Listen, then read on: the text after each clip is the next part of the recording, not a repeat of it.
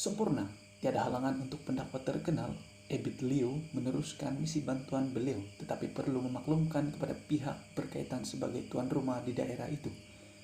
Pegawai daerah Sempurna, Suhaimi Ejib berkata, beliau memahami niat ikhlas Ebit Liu, tetapi pihaknya tidak menerima kunjungan daripada pendakwa bebas itu sendiri, dan hanya memaklumkan tujuannya untuk masuk ke pulau berkenaan selain mahu mendirikan struktur untuk pembinaan sekolah. Saya sebagai tuan rumah mengalu-alukan kedatangan beliau dan menghargainya. Namun apabila kita memasuki rumah, kita harus mengetuk pintu rumah terlebih dahulu. Namun beliau tidak datang ke pejabat daerah Sempurna.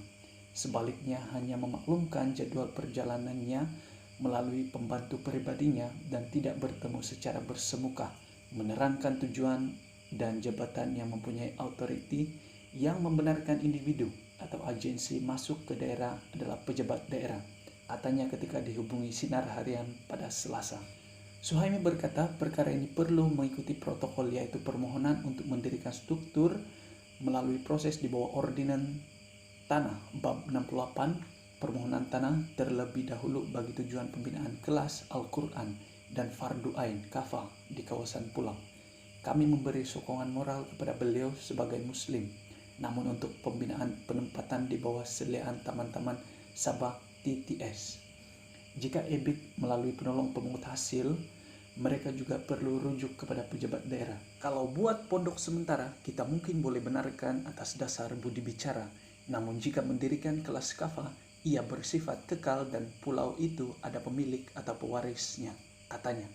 Sehubungan itu, Suhaimi menasihatkan supaya pihak yang ingin melakukan perkara demikian tidak mengambil tindakan melulu dengan melengkapkan barangan perkakas pembinaan tanpa kebenaran tuan tanah terlebih dahulu.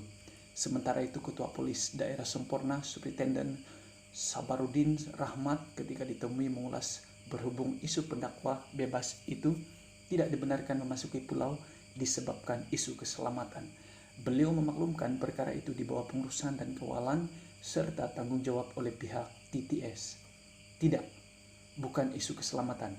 Ia hanya lebih kepada isu kebenaran masuk dalam kawasan yang diwartakan dan di bawah pengurusan dan kawalan serta bidang tanggung jawab oleh pihak TTS, katanya. Terdahulu, tular kenyataan daripada pendakwa bebas itu melalui Facebooknya bahwa beliau meminta maaf kepada penduduk di pulau-pulau di Sempurna yang beliau Islamkan di Sempurna. Dalam kenyataan itu, beliau mendakwa tidak dibenarkan masuk ke pulau di Sempurna dan diminta untuk menghentikan bantuan selain memaklumkan bahwa beliau boleh dikenakan hukuman denda Rp100.000 atau penjara 3 tahun.